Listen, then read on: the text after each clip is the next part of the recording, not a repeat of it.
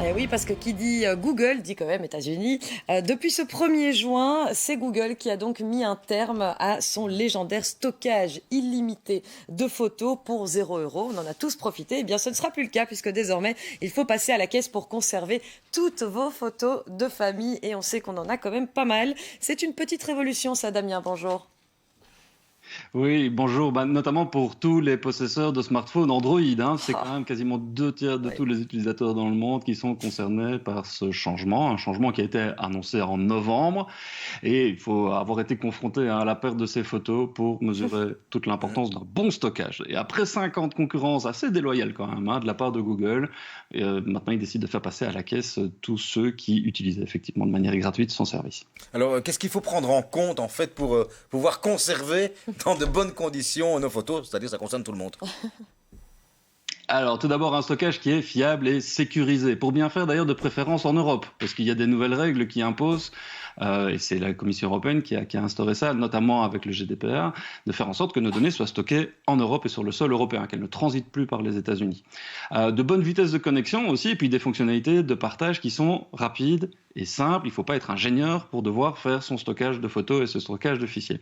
Une synchronisation aussi, une compatibilité sur les différents appareils, avec votre ordinateur, votre tablette, votre téléphone. Il faut que ces outils-là se parlent ensemble et qu'on soit capable de récupérer ces photos et ces vidéos un peu partout. Et puis surtout, si vous décidez de payer, il faut qu'il y ait un service qui soit au minimum avec un espace de stockage de 2 Tera. C'est largement suffisant à l'échelle individuelle. Alors Damien, qui arrive en tête de ce classement si vous décidez de payer notamment?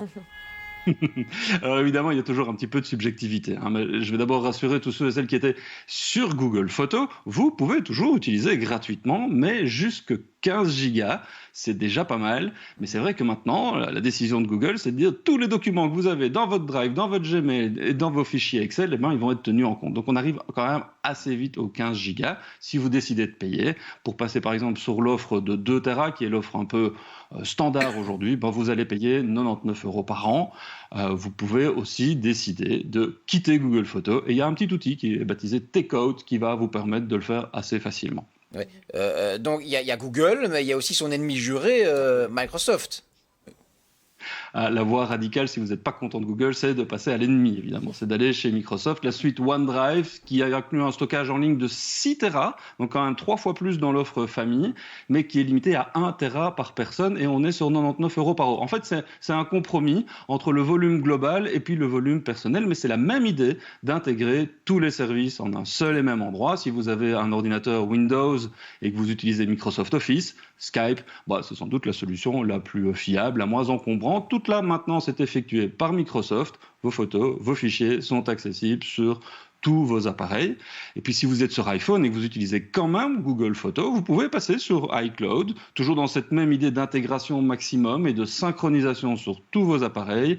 Ici aussi, il y a une offre famille, mais pour 5 personnes, c'est 120 € par an pour 2 Tera. Donc, on est quasiment dans la même gamme de prix, mais c'est quand même un petit peu plus cher parce que c'est Apple. Voilà. Est-ce qu'il y a, Damien, des alternatives à ces trois membres que vous avez cités là? Qui sont les 3 grands, en fait. Alors, il y a Ouais. de plus en plus de services, hein. C'est les 3 grands évidemment, mais il y a de plus en plus de services qui nous proposent et qui nous promettent de nous débarrasser des GAFAM.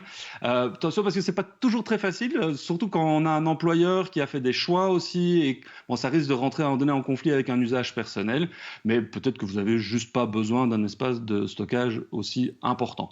Néanmoins, il y a moyen de récupérer un petit peu votre indépendance si vous le souhaitez, avec une solution par exemple comme Dropbox. Alors, c'est pas un service qui est spécifiquement pour les photos, hein, mais il est très bien intégré pour votre GSM, pour votre ordinateur. Il y a plein d'applications qui peuvent s'y connecter et qui permettent de synchroniser, de partager les contenus, photos, vidéos, du texte, vos factures, etc., que vous pouvez stocker dans votre Dropbox. C'est sécurisé. Et en termes de prix, on est sur un tarif de l'ordre là aussi de 120 € pour 2 Tera. C'est une offre famille, mais surtout business. Dropbox, c'est surtout pour le business.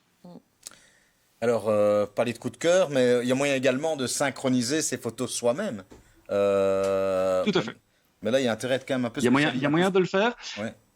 Il y a moyen de le faire avec ce qu'on appelle des NAS. Et c'est quelque chose qui est de plus en plus abordable. C'est du stockage, des serveurs que vous pouvez avoir directement chez vous. Et là non plus, il faut plus être ingénieur pour l'utiliser.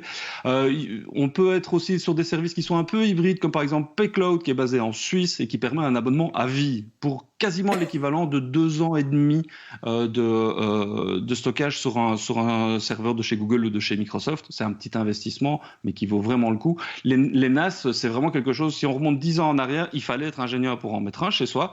Aujourd'hui, c'est à la portée de tout le monde parce que les interfaces sont devenues très très simples à utiliser et ça va vous prendre un petit peu de temps, un petit peu de jus de cerveau, mais franchement, ça devient vraiment très très accessible. Bon, ce qu'on comprend, c'est qu'en tous les cas, on n'a plus intérêt à stocker les photos en physique chez nous, dans nos albums. Ça n'a plus tellement la cote. Voilà, il faut opter pour les nouvelles technologies, mais pas forcément pour les GAFAM. C'est ce que vous nous rappeliez ce matin. Merci beaucoup, Damien. Et puis, on rappelle surtout que depuis ce 1er juin, le service gratuit de Google n'existe plus. Ce stockage illimité, dorénavant, il faudra passer à la caisse pour conserver vos photos de famille. Merci, Damien. À la semaine prochaine.